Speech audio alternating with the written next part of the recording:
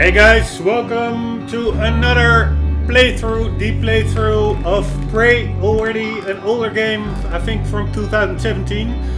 I played it a little bit around the time of release, but still other games came in between, but it was still on my radar. And not too long ago I saw this amazing footage of, I think, Joseph Anderson on YouTube, a critique on Prey. If you search for critique Prey, you will find the video, and it really triggered my interest into this game again. So I found it on a Steam key for very cheap and decided to start, despite I recently only just started Dishonored 2. With Dishonored 2 I'm having a bit of a love-hate relationship, because the recordings, I've lost like hours of footage because of corrupted recordings. I think it's the Void engine of the game. Holy shit, this menu music is way too loud.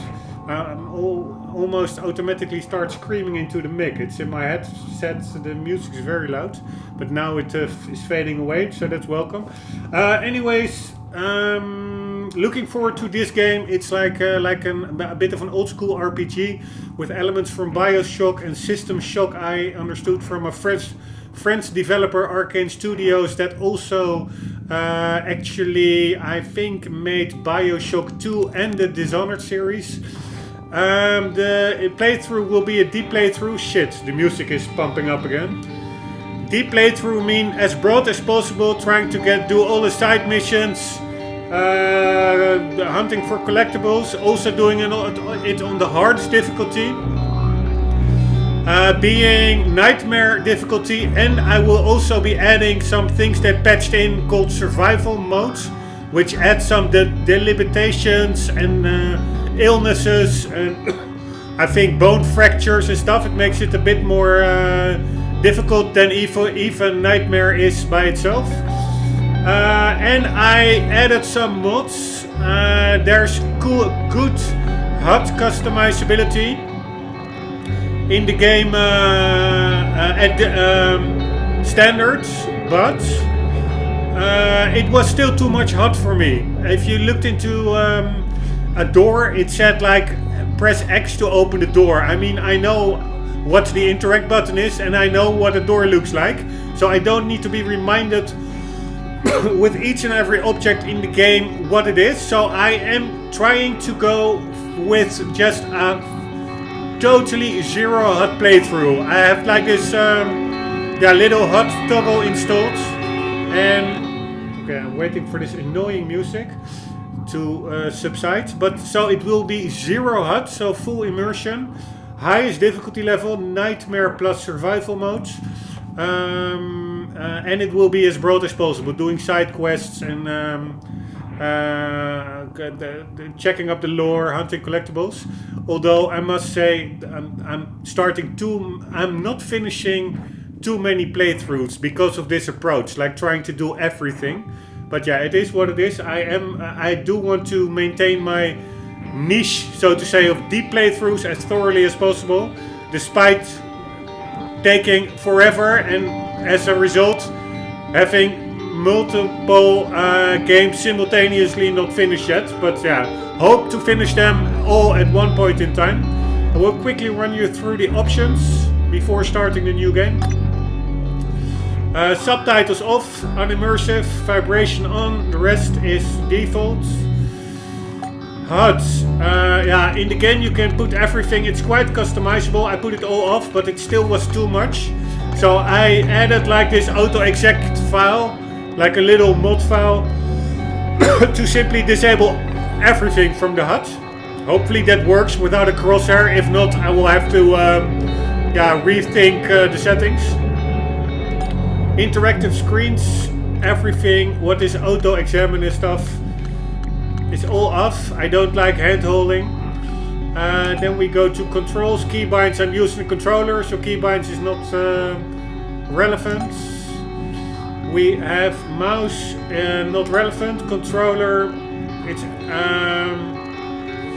it's actually quite simple controls. Left trigger psi ability, right trigger weapon, left shoulder lean roll, right shoulder lean roll. Select button transcribe, menu button pause menu. Then we have Y swap weapon, hold is favorite wheel. It's actually also interacting with containers, I noticed while playtesting a bit. X is interact reload, B is crouch descent, A is jump ascent, right stick is aim or scope, left stick is movement or sprint or boost, and then we have the D-pad for the flashlight or the quick select of I think weapons and items. So that's pretty basic. I do like that simplicity.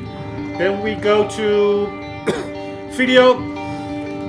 Forgot to mention, deep playthroughs are also max graphics playthroughs. I'm running a 9900K with 280 Ti graphics cards. Everything maxed out at 4K. So 4K vertical sync. I have adaptive in the NVIDIA panel, so I'm having it off in game. And then we go to advanced settings, and everything is set to the highest that is possible. There are not that many settings. It's actually mostly object detail, shadow quality, texture quality, and that's about it.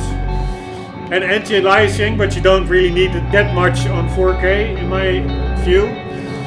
Then we go to audio, and everything is simply to 100%. Maybe I should have lowered the music volume a bit for this intro, because the menu music is ridiculously loud. But yeah, we will be exiting the menu now anyways. So that's about the options. Deep playthrough setup. We are ready to go. Not sure why I already have the New Game Plus option. Well, I never completed a full game. Let's see what happens. I never completed the game. No available saves, returning to the main menu. Okay, so it's not accessible. First we have to do a full game. So the continue is just for me in the first area, just doing a sound check and stuff like that. And checking out the HUD mods to disable it. There's another thing I disabled, by the way, that's object highlighting. Super unimmersive. Things you can interact with are flickering with like a silvery shine. Very hand-holding, and luckily there was a mod to simply disable it. I will have to figure it all out on myself. Like, that's I think how games should be. Like, have the player figure it out and have them generate a sense of accomplishment while succeeding in objectives and tasks. Instead of simply hand-holding the player from the first to the last level, which is too much tendency in modern games to make it all foolproof. It totally removes any challenge and sense of accomplishment in my experience. So I'm happy that I could disable that all. Here we go, new game. Looking forward, guys.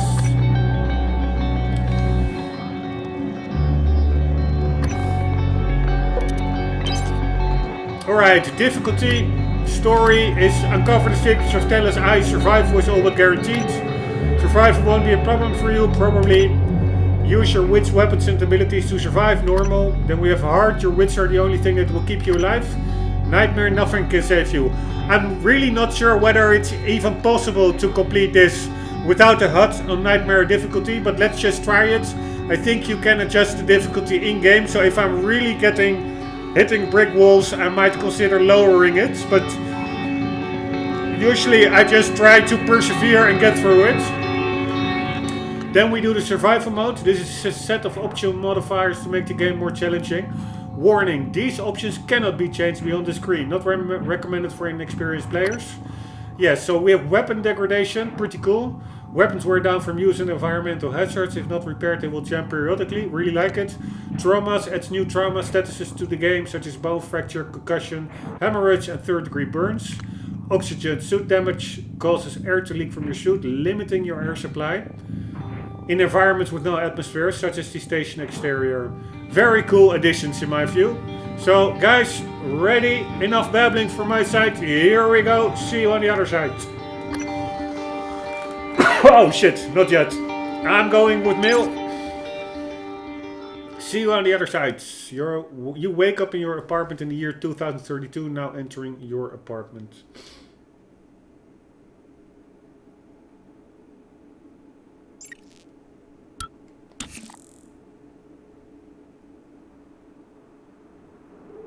Good morning, Morgan. Today is Monday, March 15th, 2032. Very cool music, by the way, in this game. And also a very cool intro scene.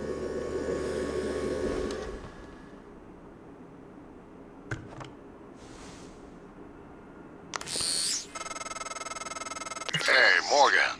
Wake up. You're burning daylight. Sent the helicopter to pick you up. It's just a few tests. There it Don't goes. forget to wear your suit. See you soon. Alright. Listen, really great you decided to come on board. We're gonna shake things up, Morgan. Like old times. Alright. That was an annoying mission objective sound. I might also disable those sounds that like play all the time. I do have a HUD mod for that as well, but let's see how annoying they are, like repetitive sounds. I already also disabled the sounds that we will be fighting. The enemy will be mimics, some kind of alien species that can transform into everyday objects, like this stapler. And there is like an audio cue when you enter a room where there are mimics hiding. I disabled that audio cue, so it will be way more tense, not knowing at all whether something could be a mimic or not. I understood there are ways to recognize them from like slight vibrations of objects. There's like something apparently is a bit off on everyday objects that are actually not objects but aliens. So I will just have to be get good at that. For the rest, also the game is running in the with the Cry engine. Pretty surprised I was reading that, like the Crysis engine. It's usually the very advanced engine. The game, I must say, it looks pretty good. And I'm more happy for the Cry engine being in there, because at least it's not the Dishonored engine from the same developer, because that engine continuously corrupts my recording footage, which get really annoying at some point when you have like hours of recording with commentary and making game progress, and then you quit the game, check your footage, and it's just one gerbil of corrupted footage. So that is, I'm really happy that they didn't use the Void engine, or there's like that other engine that they used in Dishonored 1, where I also had problems with audio and video being out of sync in the recording. I think it's the... Yeah, but it's on the tip of my tongue. 1 second. It's not the Void engine, but it's the same engine as maybe Wolfenstein or something, or oh, it's actually the Unreal Engine. ID Tech 5 engine, that's what I meant. And I think ID Tech engine is also Wolfenstein and maybe that kind of Mad Max game with super textures. I forgot about that. 1 second. I'm just making it a small learning moment and then we get into the game.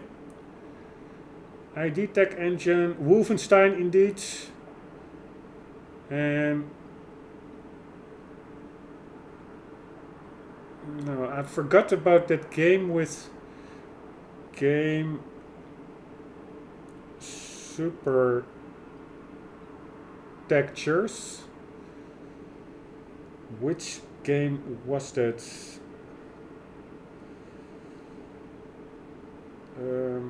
Waste. It's kind of a Mad Max game. I'm just really curious what it was. It's not Fallout 4. Man, if you search on Wasteland, the only thing you get is Fallout 4. Or was it Mega Texture? Mega Textures. Almost there, guys. I know this is the most boring thing to watch, like a stationary screen. Yeah, that's ID Tech 5. Mega texture approach. Ah, I think it was Rage, so it is an ID tag game. Yeah, I'm pretty sure that was Rage. One double check. Rage game. Let's see. Screenshot. Whether it resembles it. Yep, that was the game. Okay, sorry for that enormous tangent. My OCD got me carried away in. So we are running on the Cry engine, no HUD, no object flickering. The game, you can pick up almost everything and throw it about. It's pretty funny. But it does, because there's no object highlighting, I'm not sure what items I can pick up or what you can just only hold in your hand instead of putting it in your inventory. So I probably will have to check, pick up stuff that I actually cannot use in my inventory and then have to drop it. So probably I will make a big mess after myself, because I will be picking stuff up that is not supposed to be picked up for the gameplay wise. We have this machine, which is our menu, and it also tells our objectives. First day on the job, put on your TranStar uniform. Alex convinced me I'm going to join him aboard the Talos 1 space station. The work we're doing up there is too good to pass up. Plus, he says he's got a surprise. I have to jump through some hoops at the training center before I board the shuttle. Put on your TranStar uniform. Here we can also check our health, because we have 0 HUD, of course. Also, what was almost a reason for me not to be able to play without any HUD is containers, or things that carry items, usually bring up like this menu what it contains. That is actually pretty crucial to know what you want to pick up and what you want to leave. But for instance, this fridge, but I can press the Y button and then it simply gives you a menu, which is perfectly serviceable in my book. It just shows what we have here. We have a pomegranate and some green tea, and I will just take them all. So just the same like these cupboards. Oh, wrong button. And you see that we have some tomato jerky. Thank you very much. So that's perfectly doable. So we had our objective, we have our inventory here, which apparently is limited. It's a bit like Resident Evil 4 with that suitcase with inventory slots. I think maybe also did Metal Gear Solid had a similar inventory thing. I think it did, with a maximum amount of slots. We have data, notes, emails, audio logs, and research. But we will have to first pick up items in the world.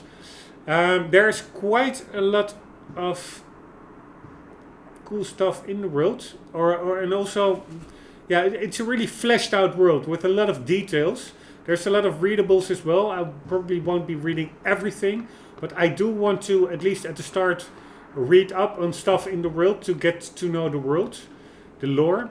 What is also pretty cool in my book is that, a lot of stuff you can just interact with. Like, you can really role play that you're doing, that you're in your apartment, like cleaning up. The only thing I find annoying is that each time I pick something up, he drops it to the floor instead of putting it back to where you want it.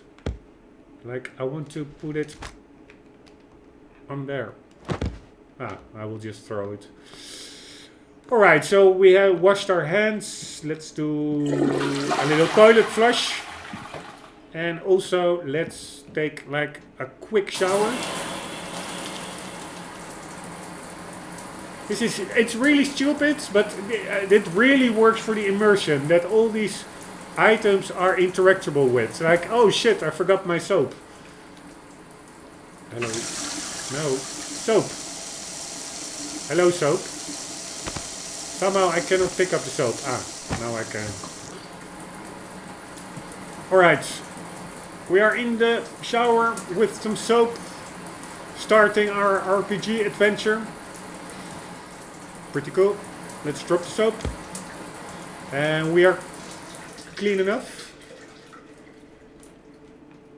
So let's head on out. Cannot interact with the... Oh shit, I forgot to put on the light while showering. By the way, it's a pretty huge bathroom, like a high ceiling. We are clean enough. Close the door. The only thing that without the HUD, also I'm not really getting are like tutorial tips. So I hope I won't be overlooking like many fundamental gameplay mechanics, like buttons. For instance, with the wrench, you can hit, but you can also hold the attack button and then it does more damage or something. That is stuff you simply need to know. But I just figured I will try to just figure it all out on my own. Let's read a bit what is here. An account of Fermi's question. Excerpt from a book on the existence of extraterrestrial intelligence by Dr. Robert James III. Consider that there are billions of stars in the galaxy like our sun, many of them far older. Some of these stars will have Earth-like planets. Some of these planets may have developed intelligent life. Some intelligent life may develop interstellar travel. If a civilization began before ours, it seems possible, even probable, that even at the speed of currently envisioned interstellar travel, they could already have the entire galaxy colonized. The problem is we haven't detected any such civilizations, nor have any contacted us. Why? I don't know. What do we have here? Galactic Conquistadors. Alright. God damn it. Really making a mess of it. Just stay on the table, will you? Like so. Alright, and you would think that was about it, but apparently, and that's the only drawback of not having a HUD, like many of these books here are also interactable. So I will just have to figure that out on my own. Left one, Engineer and Control Systems. Excerpt from the Afterword of Engineer Control Systems by Swen Shirt. There's a metaphor here, you know. Typically the objective of control theory is to monitor the output of a system and compare it with the desired output, the reference signal. The difference between the actual and the desired output, the error signal, is applied as feedback to the input of the system to bring the actual output closer to the reference. Good control systems and good engineers learn from the past. Alright, interesting. Then we go a bit to the right for the next one. Principles of Neuroscience, 10th edition. Excerpt from Principles of Neuroscience, 10th edition. The brain was once considered too warm, wet and noisy for seemingly delicate quantum processes. However, the discovery of quantum coherence in biological processes such as plant photosynthesis, avian navigation and our own sense of smell paved the way for the eventual discovery of quantum vibrations inside the microtubulus of neurons. Microtubulus. Tubulus. Alright, very interesting. Next one. We just read that one. Excerpt from Chapter 1, Consciousness, the Fire in the Equations by Dr. Stuart Penrose.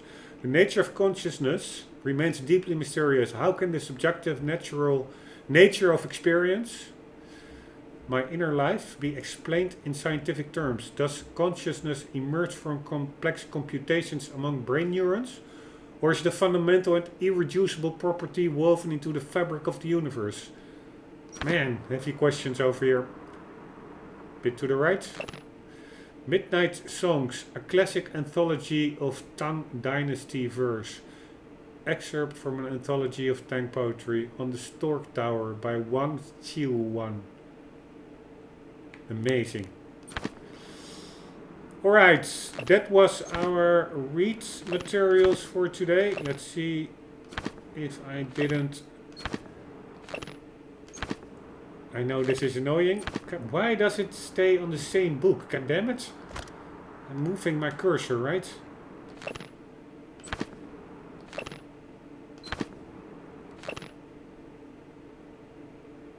Whatever. We read them all. So that was the lesson of today.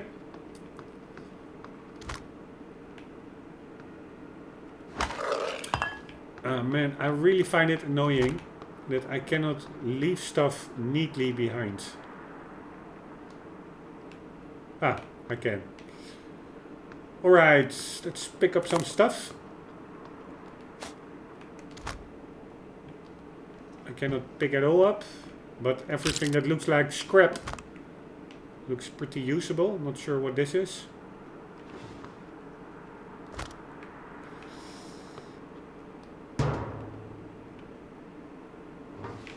And we have the computer over here. A bottle of wine. Drinking is bad for you. That's how we deal with it. Hands-on Electronics by Antoinette Sokol. By working through a series of practical experiments, this humble manual will introduce you to the fundamentals of modern analog and digital electronics. By the end, you will be able to construct any simple circuit.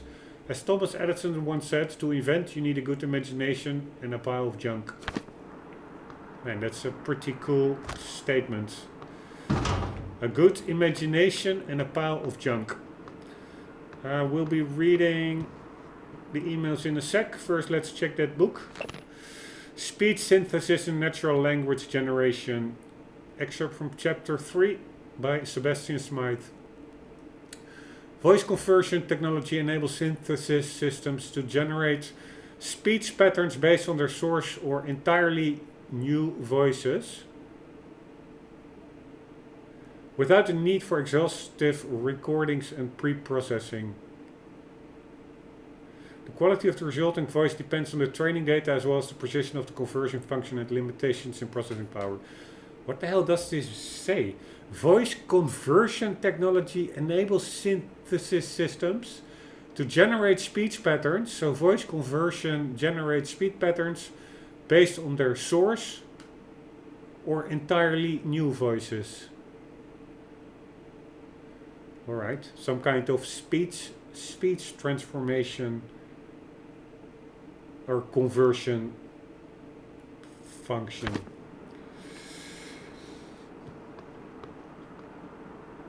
NRFP and EFIFIL, aren't that like chemical symbols or something? I don't know, it's too long ago. We have some pizza over here. Let's leave it there. How are the textures? They're pretty high res. Alright, let's check some emails.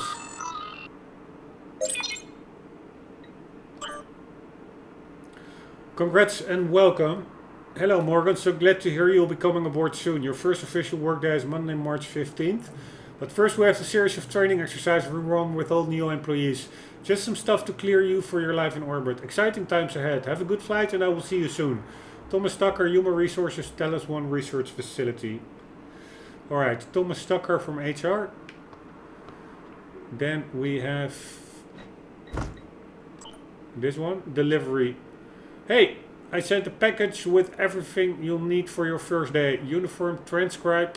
Transcribe is this item, I think. And a NEUROMOD. Install a NEUROMOD right away as we'll be running some tests first thing in the morning. Just follow the instructions. I'll be in touch. Alex, you, Morgan, you. Alex, you. We are Morgan and Alex is, I think, our brother. Ready?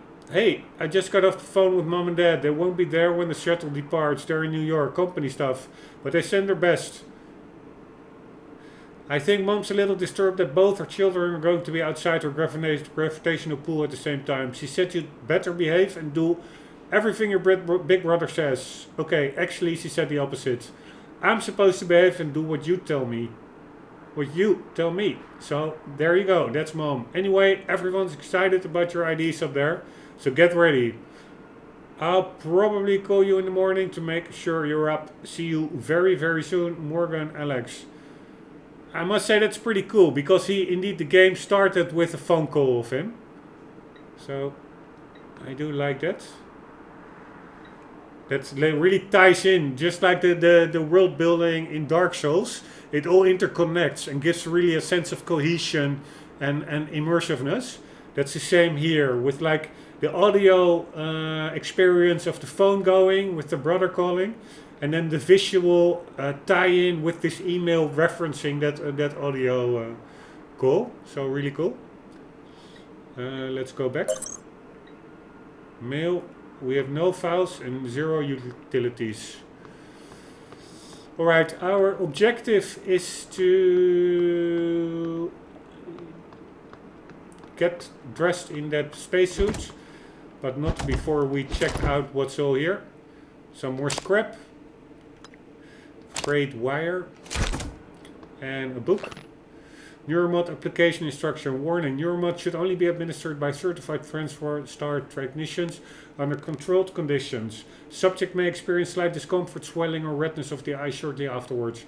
Remove NEUROMOD from vacuum sealed container. Press rubberized eye cup firmly against bony orbit of eye socket. Keep eye open. Depress orange release trigger and continue to hold NEUROMOD against eye for 5 minutes. Dispose of used NEUROMOD in provided biohazard bag. It's really gross. It's like the application of a NEUROMOD goes via a needle in the eyeball.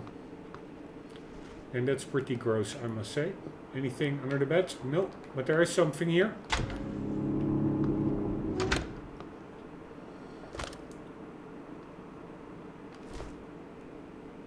Let's return that shoe. Is that possible? Oh, damn it. Yes. Nice. Clothing. Cupboards. But nothing really I can do with it. Nothing we can do with that. We did our wash routine. We read this stuff. Let's see if we can do anything over here. No.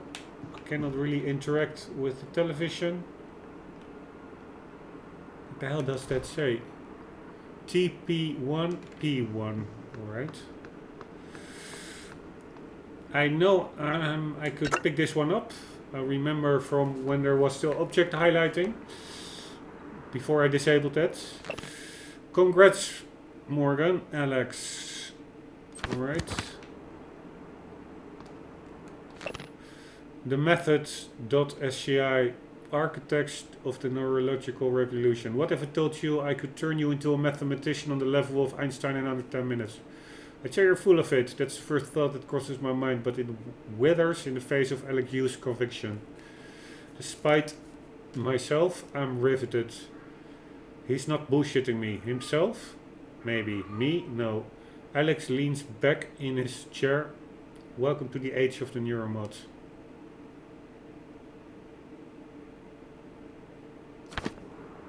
Alright.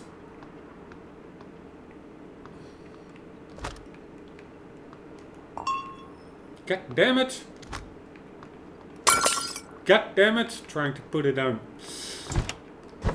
Alright, whatever.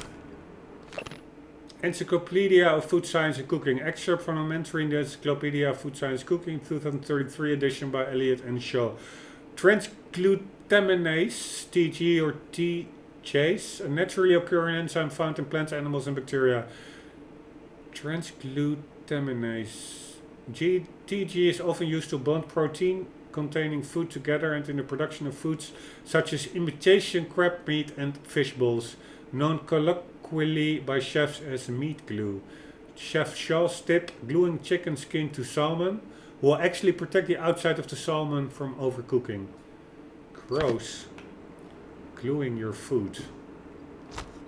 God damn it. Picking way too much up. Let's check the tab. Very nice. That works.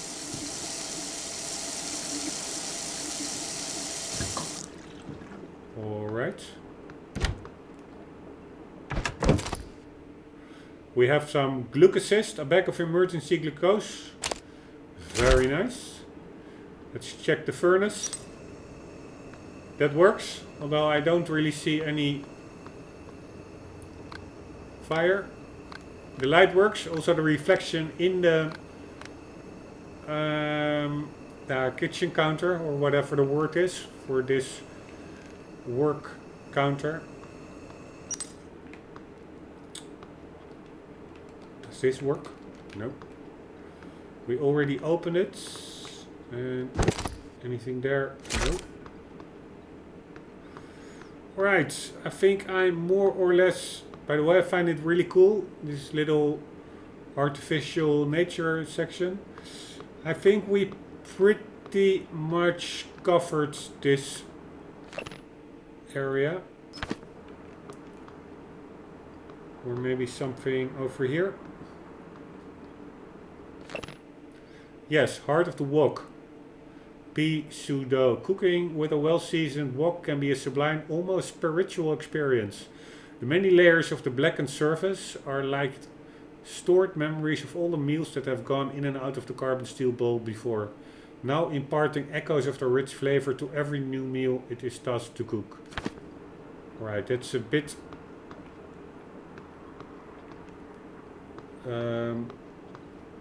yeah. Fake, or not fake, a bit hippie-like approach to cooking, or a bit hovering, ungrounded. The courier cannot really interact with it. Let's also check our family picture. So we have Alex is in the middle, Morgan is to the right, that's us, and then what I assume to be their parents. So this is the family of you. Alright, this is what I find annoying. I cannot really put things back neatly, but it is what it is. And what's this? That's just a roll of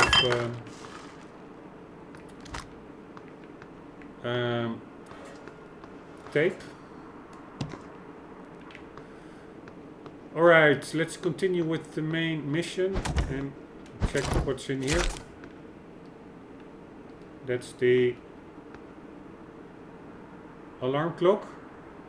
I think it says 2052. 32. That's the date. March 15, 2032.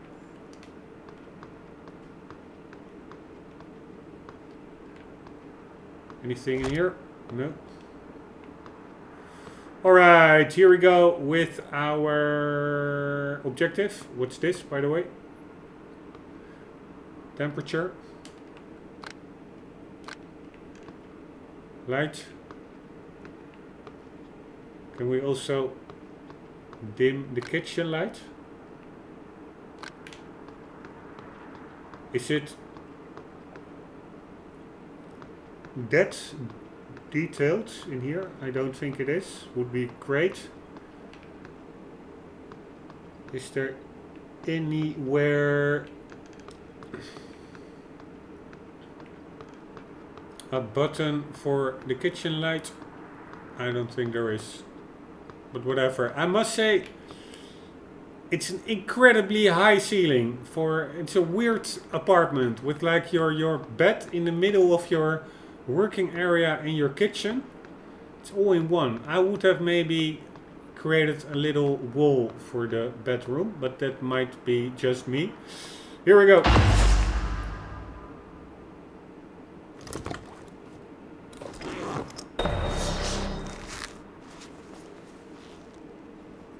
Very nice. Right, I think that annoying sound was an objective update. Get in the helicopter on the roof.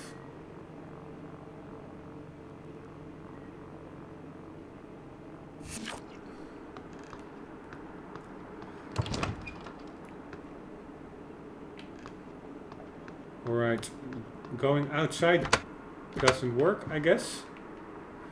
I don't want to spoil anything, but I think there's a good reason why we cannot go outside.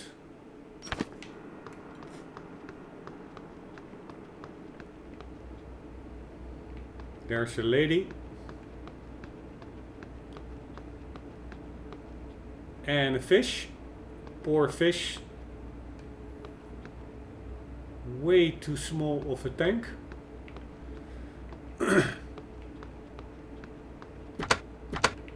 Locked. Morning, Mr. Yu. Holy shit, that was loud. 1 West 63rd Avenue, Tower B. Notice from building management. Water pressure These things issues. can be tricky, you know. Man, that's loud. Water pressure issues have been identified and are being resolved. We apologize for any inconvenience this may have caused. 45th floor, Monday, March 15, 2:32. Oh, hitting the time limit I set for an episode, around 40 minutes. But let's do a little bit more. What the hell? Holy shit. Does my weapon wheel also not work without a HUD? Because now I think I'm pressing the Y button, which I think is supposed to be swap weapon, hold is favorites wheel. Man, I hope.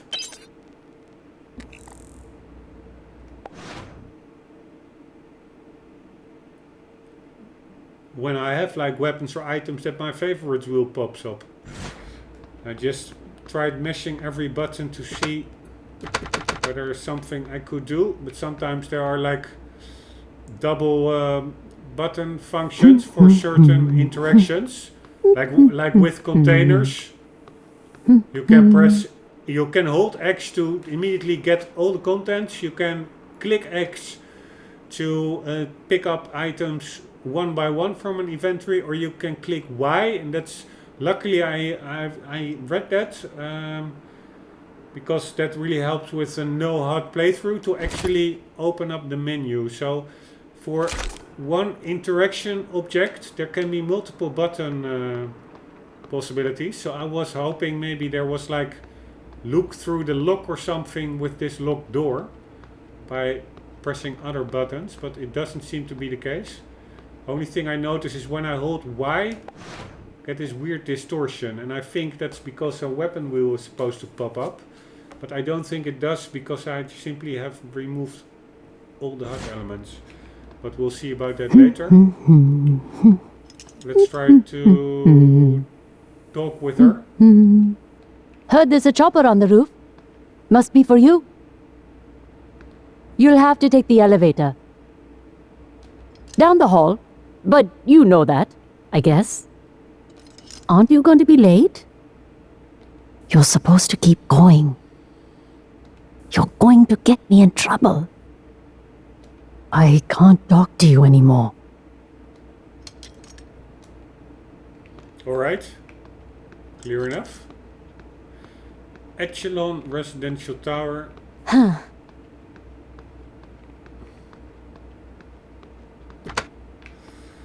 Alright, I think this is a good moment in between the action to end this episode to continue in the next one. I think in the next one we'll get really like the starting sequence of the whole game. This, yeah, I took really like an hour in this beginner section, but it's also to get a bit to grips with the controls and with all the interactable objects in the game. So I was, yeah, I'm often off with a slow start, but that pays itself back later on when you have a more thorough understanding of the game because of it. So I think that is just like a minor starting room, and the actual intro of the game and the opening sequence I think will start after we hit this elevator. So let's do that in the next episode, guys. Hope you enjoyed. I for sure did, despite not having accomplished much more than just reading a couple of notes. I still enjoyed it. I hope to see you in the next episode, and for the meantime, do not forget to always keep on gaming. See you later.